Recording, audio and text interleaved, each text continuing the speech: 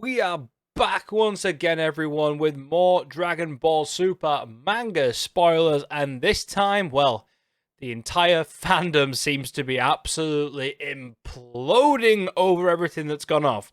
So, thanks to DBS Chronicles, let's jump into the translated drafts and see what's happening in this chapter. Shout out to DBS Chronicles once again for doing these translations. Definitely go drop them a follow if you want to keep up with the latest news. Same goes for me if you want to go check out what I'm up to in between all the uploads. Hit me up on Twitter at ScoobyDrue. Now, before we get into this, please remember to hit like and subscribe and all that good stuff. As always, it helps the channel out massively. And this chapter is called Pride of the Warrior Race. So that's a pretty apt... well, it's a damn nailed-on name, to be quite honest, given what goes off in these drafts. So let's have a look, shall we? Here we can see number 84, Pride of the Warrior Race. It says the recording ends here, so that's the scout have finally given out. The full message has been given and passed on to everybody who's in the current situation. You can see Granola in the back room, still out for the count. Minato, Goku, and Vegeta have got a lot of thoughts on this. You can see them kind of shocked by the abrupt ending of what's gone off. There's no kind of like sweet message or anything like that. At the end of it is literally just everything that happened. It was one big event. The scouter gives up. It's done. And I'm not surprised given what it went through.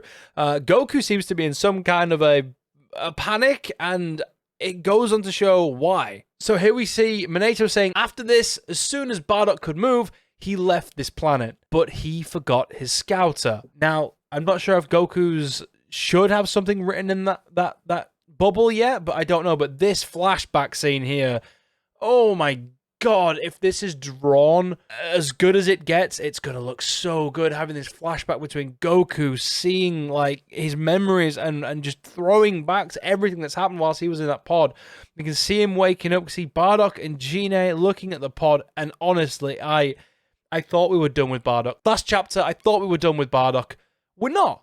We're still having nice tidbits and throwbacks to memories, and I would love to see more of this in the continuation of Dragon Ball Super. You can see him kind of in and out of a sleep. We can see Bardock saying bye to Gine, who stood with Raditz. So we actually do have more Raditz in these panels. We can see Gine kind of just living a life of, you know, socializing and going and doing like daily stuff. And then like we can see her sleeping, and there's like a moon shot, like a nighttime shot in the background.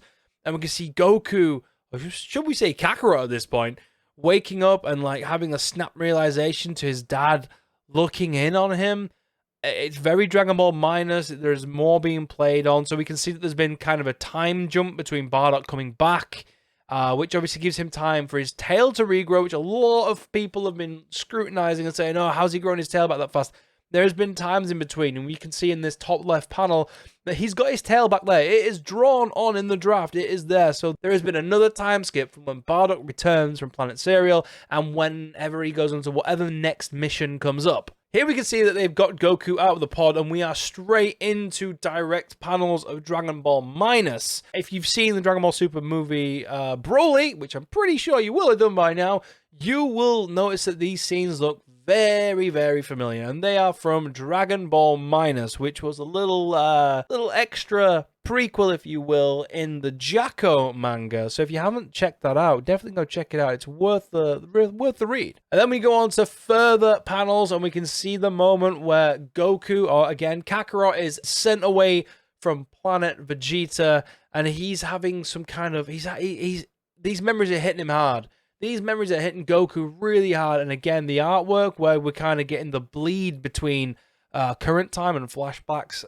If they're drawn correctly, and you're going to get like that total jet black darkness of Goku's hair between space and things like that, it's going to look really, really nice in the full artwork in the next chapter when it drops. He goes on to say, Goku says, I think I now understand the pride of us, the Saiyans.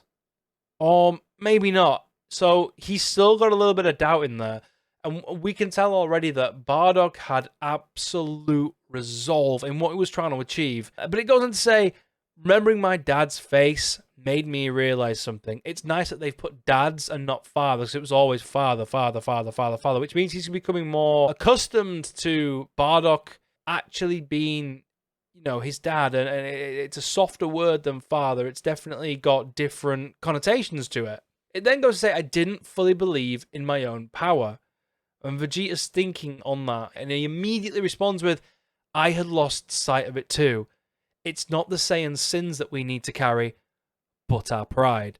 Vegeta's transformation into Ultra Ego was solely focused on the sins of what he'd caused and the Saiyans and everything else, and it wasn't the correct thing to do for him. His transformation and Goku's transformation, they're missing key parts, missing key elements to make them perfect in their own way. Goku's been focusing on what the gods have done. Goku's not a god, he's a Saiyan. Vegeta was focusing on pain and punishment, which is what the destruction god does, Beerus, and it's not right for him. His pride is his ultimate weapon, and Goku is latching onto this idea now and how much it actually means to the race. Vegeta goes on to say, I never thought it'd be your father to remind me of this. And Goku just kind of laughs it off immediately, which is, you know, it's typical Goku, but even Goku's having this realization, and so is Vegeta. They're both in a moment where they, you know, they've had a moment to reconcile their origins and their heritage, which is an important part of anybody out there, like, wanting to achieve what they want to do. They got to do it in their own way, you know? That's why they've gone two separate paths, two very unique paths. One is unique to the other, and their transformations really, really do show that when it comes down to who they are as a person. And Vegeta continues with, however, I had no idea that it was thanks to the Dragon Balls that you and Raditz survived as kids. It's not fair. Goku then says, you shouldn't say that to me, as if to say, you know, it's not his fault that the wish was made. But at the same time, Vegeta's not probably fully aware that this wish, if you go and check back, we do have a video covering this if you want to go check it out more in depth. But in a nutshell, the wish that Bardock made through Torombo has affected not only Goku and Raditz, but indirectly will have affected other people. Vegeta, for example, was the person that said, no, let's not go back to Planet Vegeta to Raditz. Raditz actually suggested that they go back. So, like I said in that other video, it's probably like Jedi mind tricks, and Vegeta probably would have gone back if it wasn't for the wish. So, indirectly, Vegeta's alive also because of Bardock's wish. May my sons grow up well, was it? What spoiled Saiyan brats. I mean, coming from a prince, it's kind of, you know, it's a little bit tongue-in-cheek, I guess, but he's kind of sour because Vegeta's been through a lot. He has been through a lot. He's done a lot. Like, we can't deny that, but this man has been through a lot. He's not been like Goku has. They have had two very, very different lives, and it's nice to see them kind of honing back to their origins. And Goku continues with, oh, look who's talking. Aren't you always spoiling Bulla too? So Vegeta kicks off and immediately says, this and that are two different things. He says that, but, you know, he kind of does. He kind of does. Monato then goes, Bardock, I never thought your legacy would be conveyed this way. A race's pride is not always to atone for his sins. And you can see Vegeta's face. That remark is aimed directly at Vegeta's endgame, right? That is 100% aimed at Vegeta directly. But the next panel, it's not about revenge either, while showing you Granola, which is his resolve. His resolve is his revenge against his race, against the Saiyans, against Frieza, and then continues by saying it's rather about accepting one's true self, which is something that Goku's never had. He's never had that true connection of being a Saiyan. The first time we ever saw that was in the Broly movie, and that was him referring to himself as Kakarot to Broly, because Broly is another Saiyan. And in the end, he says, it's the same for all races.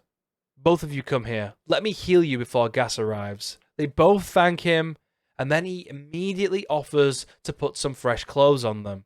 Now, this is something that I think is going to play a huge part in the next chapter. Again, these are only drafts, so things can dramatically change when we get the full reveal on Wednesday, I think it is. I think it's Wednesday for me uploading this video on the 13th, and they're both reacting to it. And Goku says, well, I liked my old outfit more. And Monato says, what, you don't want to dress like your father Bardock? And Vegeta says, even I don't want to put on this jacket. Now, here's one thing I think is going to happen regarding these panels. If this armor is kept on, and Goku and Vegeta fight Gas, there's going to be some serious PTSD going off, when he pictures Goku's face in that armor, and he can immediately remember Bardock, and he's just going to get severely disorientated. It's going to be a mental battle more than anything else until these two, and I'm going to call it now, it's going to be a Goku and Vegeta team-up that's going to finish this match. There is no way that either of them on their own can do this, and I think it's going to be both of them going for the kill, each with their own abilities and their own upper hands, which will dig away at Gas, and he will ultimately be beaten by them both. The final panel, we see Gas going full steam ahead, getting closer and closer and closer to the planet, and the final panel just says, "Got you." He has arrived. Let the next fight commence. I am excited. I am looking forward to it. Only a few more days to wait. Let's see what Chapter 84 brings. I'm excited. Anybody else? Let me know your theories in the comments below. Until then, hit subscribe. Make sure notifications are on. And I'll see you in the next one. Bye-bye.